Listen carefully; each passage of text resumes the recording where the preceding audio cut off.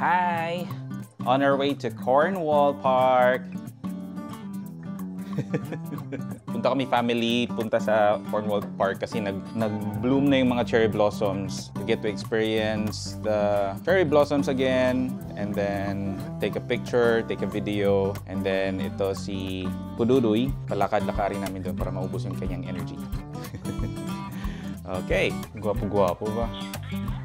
I love you. Dito kami sa loob ng playpen. Medyo okay na yung playpen. Nak, huwag mo galawin yung Nike. Tinatry niya yung case ng Insta360. So, ano makuha mo dyan, Nak? Ano ma-discover mo?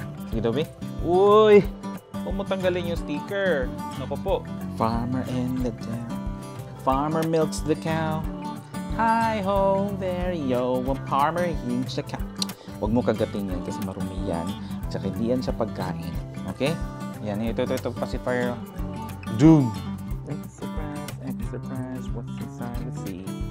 Express, what's that mean? It's dirty. It's Madumi. No, get to the chopper! No, get out of there! Wow! Puting na si Mama. Kinabahan pa kami kasi akala namin tuloy-tuloy yung ulan. Balik kanina lang yung ulan, ngayon medyo sunny na. Hopefully, sunny siya all the way. Cloudy pero sunny. Feels good to go outside. Diba, Mama?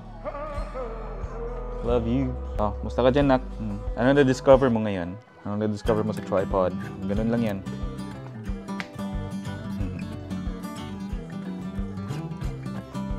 Alright, papunta na kami sa Cornwall. See ya. Bye. Dito lang muna siya, Babs. Dito lang muna siya? Lakad-lakad na sa mag-layer. I-move ko muna yung sasakyan. Go with Mama. So, ayan na po. Biyahe na po tayo papuntang Cornwall Park. It takes about 19 minutes to get there. 90 kilometers ang distance. When riding a car, cruising speed, hindi naman tayo gaano ka-heavy ang traffic. So, 19 minutes lang talaga siya. So, dito na po tayo sa motorway. 100 kilometers per hour po yung speed limit natin. So, para iwas disgrasya. Pero 100 kilometers, mabilis na po yan siya. Hindi lang natin maramdaman. Kasi maganda yung daan or maganda yung maintenance ng kalsada dito. So, ayan. Papunta na po tayo. Papuntang Manukau South. So, somewhere down the south, hindi naman talaga ganun ka-south yung Cornwall, pero madadaanan pa rin natin yung it's the road papuntang Cornwall. Ayan. So, paakyat tayo sa ramp. Kita nyo naman ang ganda ng sky. Cloudy, pero hindi umuulan. Ayan, napaka-blue. So dito na po tayo sa tunnel. One of the longest tunnel. I forgot the name of this tunnel. Ang speed limit dito is just 80 kilometers per hour. So may speed camera dyan somewhere. So kapag lalampas ka ng 80, mahuhuli ka ng camera. May fine. Hehe. So labas na tayo sa tunnel. Ayan. 40,000 mo na lahat kasama na pati mga expenses sa mga sa processing ng visa. Ang ganda ng design ng bridge nila, oh. Walkway yan siya. Ano ba yung distance? So ayun po. Ano lang? Medyo mahaba-haba yung biyahe natin. Pero okay lang naman. Maganda yung daan, kaya suabe. So, along Hillsborough Road, mag-i-exit po tayo.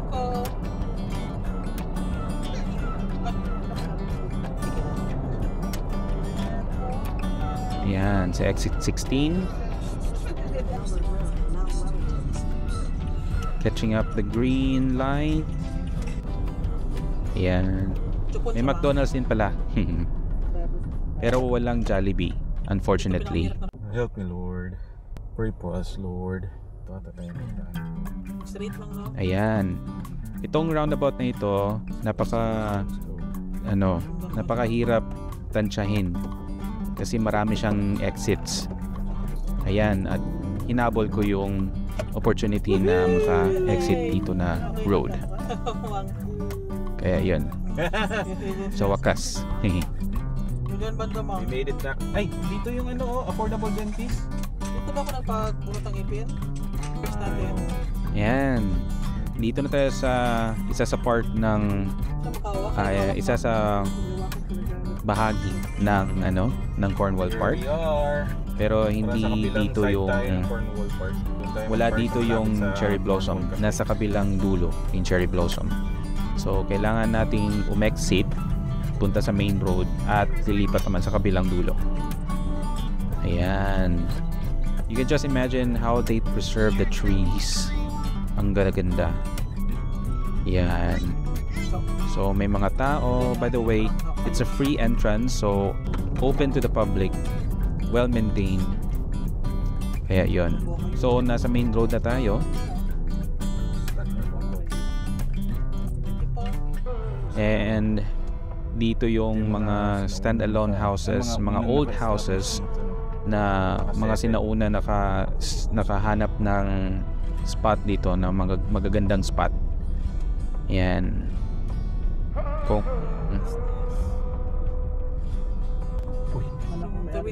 Ayan.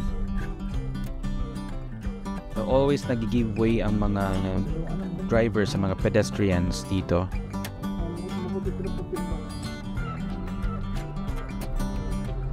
Okay. Coast is clear. Off we go. And a few minutes or a few seconds, malapit na tayo sa entrance ng main entrance ng Cornwall Park. So magle-left po tayo dito. Tapos stress na kayo. Yun. Gated ng entrance nila. Pero go lang ng go. Yan, makita nyo yung mga bata, ang mga parents, ang mga grandparents, sinusundo nila yung mga apo nila.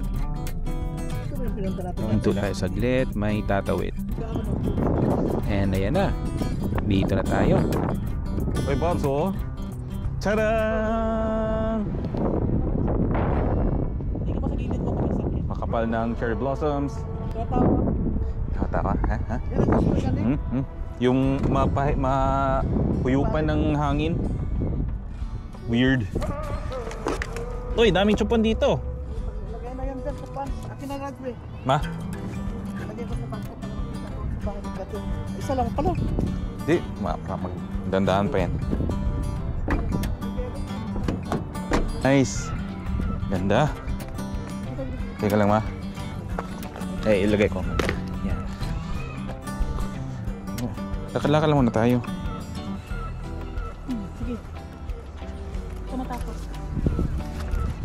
I'm giving you the freedom at the moment. Huwag lang magpunit-punit dyan, dong. Walk na. Wow. Coco. Go to your mother. Come here. No. Wala eh. Coco. No. Coco, mama. Bye-bye, mama. Bye-bye na.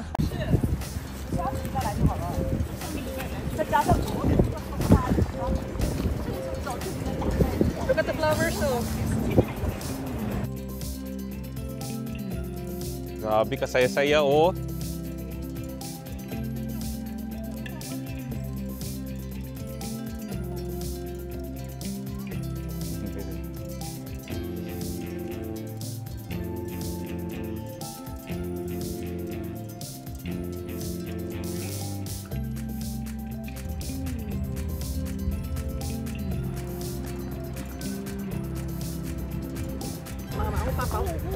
Coco.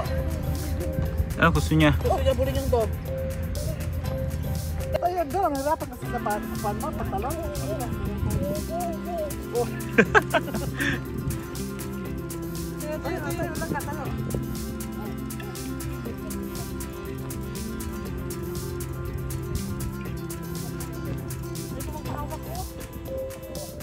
Ayaw pahawak? Nagpahawak ka na.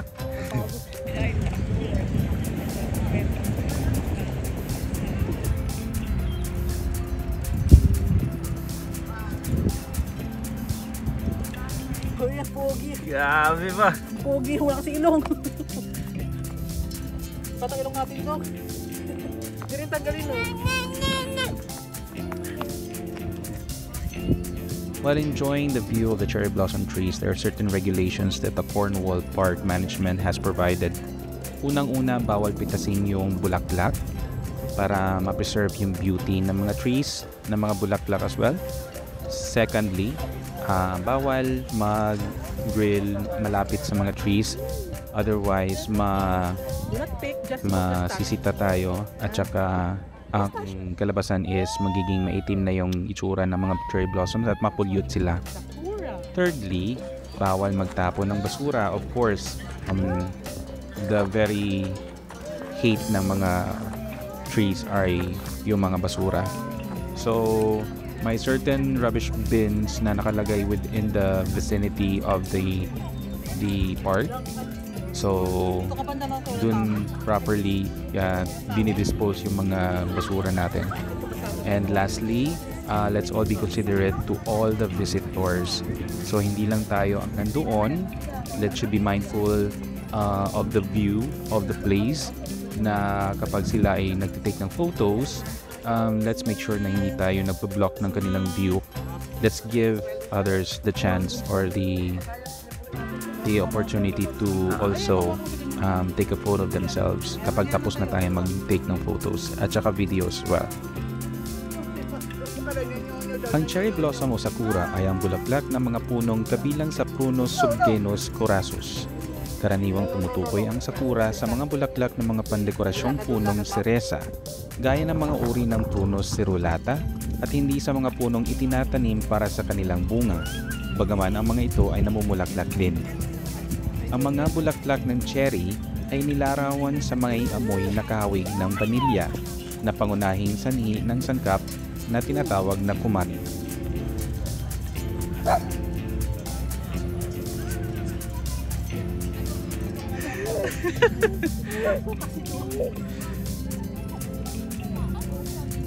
May aso, nak. May aso.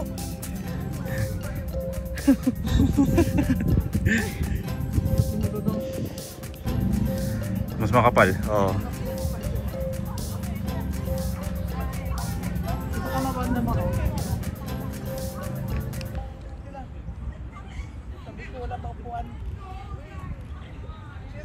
Kaway ma, kaway. Hello. Uy, ako ganda lang. Sino doon? Ano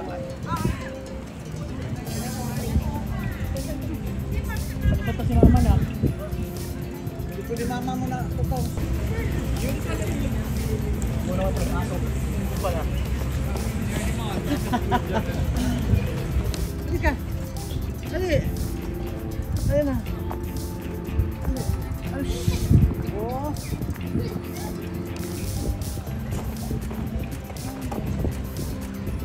Ano yung kinapuha niya? Koko. Balatan niya puno. Sobrang palikot na tanggal na yung takpin niya.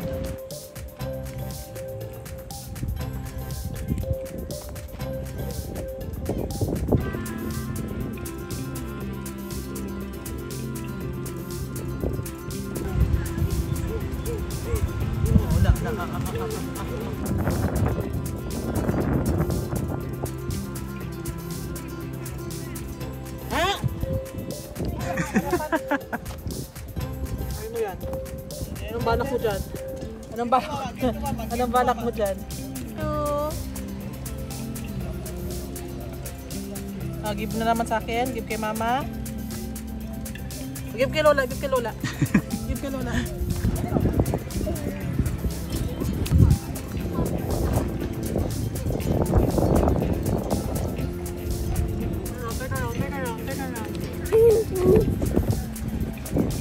Hold my hand. Hold my hand. Hold my hand. Walk tayo. This way. Saan ka? Apat mo pa.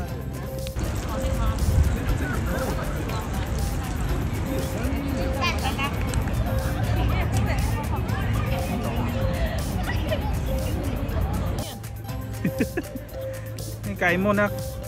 Parang mani. Open mouth. Mani? Mani, walang ka mani. Ano siya nakanap ng mani? Lupa. Siguro. Agay.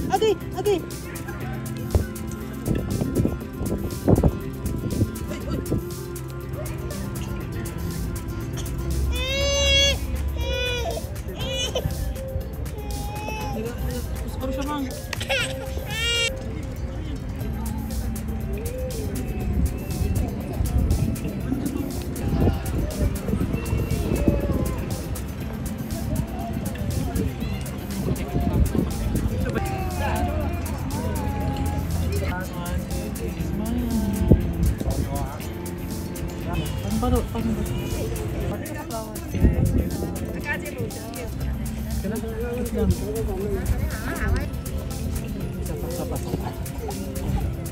Ate Krishna.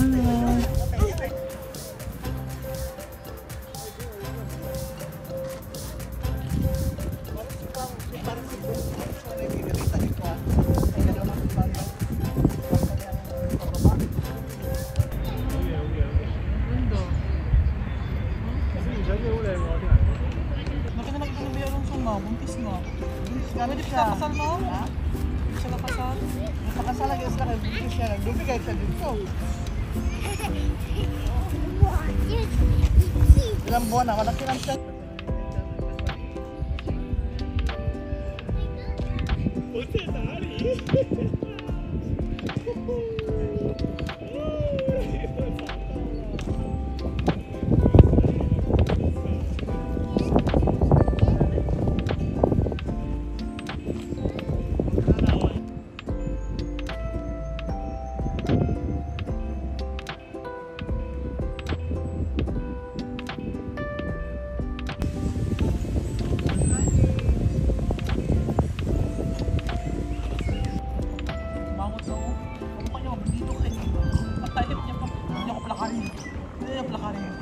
Galit siya.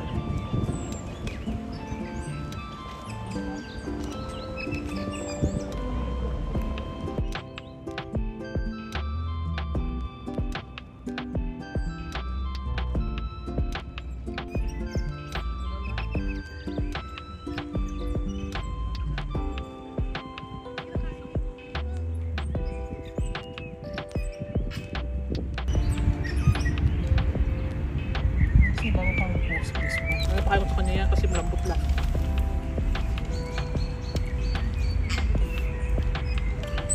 Gusto na kami malapit sa atin na ganito na mauupo ulit tayo, balakad-lakad. No? Koko, kanina Koko, mag-bike life ako Koko. Siguro 3 years old.